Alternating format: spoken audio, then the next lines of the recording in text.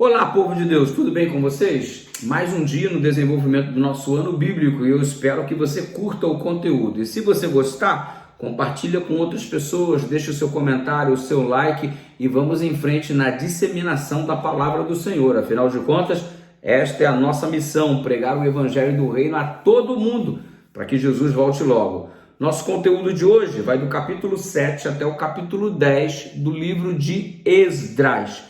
O fato aqui desenrolado, revelado, está falando acerca do que ocorreu no ano 457 a.C., aproximadamente. O capítulo 7, a princípio, relata o retorno do povo de Deus para Jerusalém após o fim do exílio da Babilônia. Este retorno, orientado por Esdras, que é sacerdote, ocorre mais ou menos na data que eu te falei, 457 a.C. e trata-se da segunda leva de judeus. A primeira foi na frente com Zorobabel para construir Jerusalém e depois de 15 anos com Jerusalém já construída, então nós estamos vendo essa segunda leva sendo conduzida por Esdras. Situou aí dentro do contexto histórico? Muito bem. O que nos chama a atenção neste capítulo é o fato de que por 4 vezes aparece relacionada à vida de Esdras a seguinte expressão: a boa mão do Senhor o conduzia. Olha só que coisa linda. Segundo a boa mão do Senhor, seu Deus, que estava sobre ele. 4 vezes aparece isso no capítulo 7. Isso faz ter a missão de Esdras um sucesso muito grande. Por que o sucesso da missão? Porque ele era conduzido pela boa mão do Senhor. Ei, meu desejo para você é que ocorra a mesma coisa na sua vida que aconteceu aqui no relato do capítulo 7. Assim como a boa mão do Senhor conduzia a vida de Esdras e seu ministério, suas atividades, a boa mão do Senhor conduza você, sua família, suas finanças, enfim, todos os aspectos da sua vida.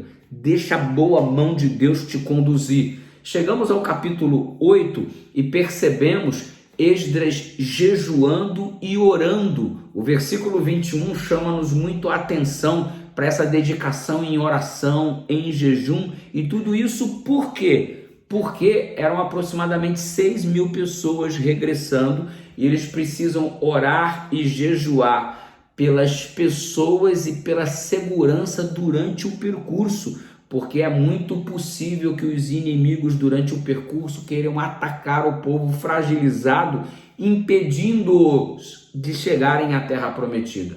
Então, no nosso percurso em relação à terra prometida, é possível sermos atacados de todos os lados. Gente, a história se repete. Precisamos orar, precisamos jejuar. Jejum sem humilhação da alma é apenas regime. Deus não está te chamando para fazer um regime. Deus está te chamando para fazer uma vida de jejum com propósito, para que você fique mais sensibilizado às coisas espirituais, entendendo assim melhor as coisas de Deus, uma vez que você se desvincula das suas próprias necessidades, como comer, por exemplo.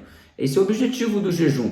Tornar-se mais sensível à voz do Espírito, uma vez que você se desconecta até das tuas necessidades para entender um pouco mais a vontade de Deus.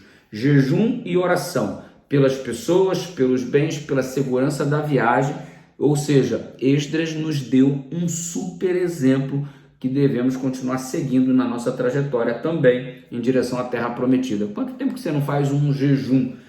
Ou só faz jejum por conta estética, um jejum intermitente para sua saúde, emagrecimento e tal.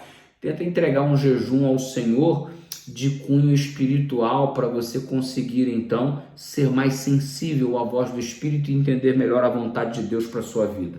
Aqui em Esdras, no capítulo 9, que é o terceiro capítulo deste dia, nós encontramos um triste quadro. No verso 3 e no verso 4, Esdras rasga as suas vestes, ele arranca os cabelos da cabeça e da barba, porque ele está escandalizado, está indignado com o que está acontecendo. O povo estabeleceu relacionamentos contrários à orientação divina, relacionamentos que Deus havia orientado que eles não construíssem. ou seja, os homens se misturaram com as mulheres das civilizações circunvizinhas, a saber, os cananeus, os heteus, os ferezeus, os jebuseus, os amonitas, os moabitas, que eram povos que praticavam sexo livre, sem critérios, embriaguez, sacrifícios humanos.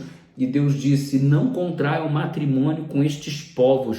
E o que Esdras contempla na terra que está sendo recolonizada, o povo voltando do cativeiro, já havia um grupo lá, ele está fazendo parte da segunda leva e contempla esta cena de distanciamento. E quando você chega no capítulo 10, ele está percebendo, diante de uma grande convocação, que até os filhos dos sacerdotes fizeram o que não deviam fazer. Ou seja, tinham uma pregação, mas uma vida incoerente àquilo que pregavam. Diziam: olha, Deus está dizendo que não pode se misturar com os povos pagãos, com casamentos, e eles mesmos haviam tomado para si mulheres de outras nações.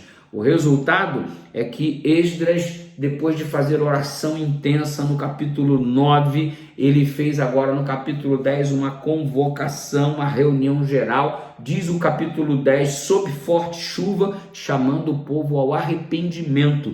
E isso se tornou quase unânime, a certeza de que Esdras estava com uma razão. E aí você tem aí uma lista de pessoas que tiveram que se separar das esposas estrangeiras para voltar originalmente à prática da vontade do Senhor.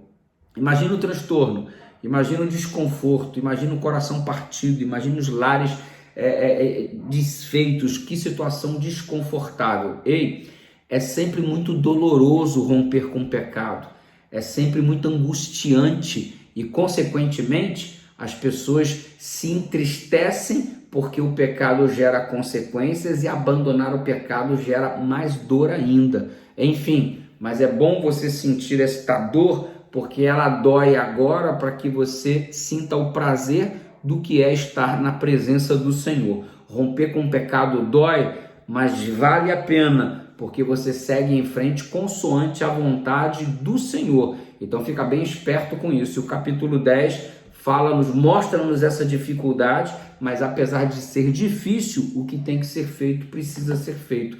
Que Deus nos capacite a fazermos aquilo que precisamos fazer, ainda que doa um bocado esse processo de rompimento com o pecado. Que Deus nos capacite, que Deus nos dê forças para isso, em nome de Jesus. Um grande abraço, graça e paz. Amanhã tem mais. Vamos firmes no nosso ano bíblico.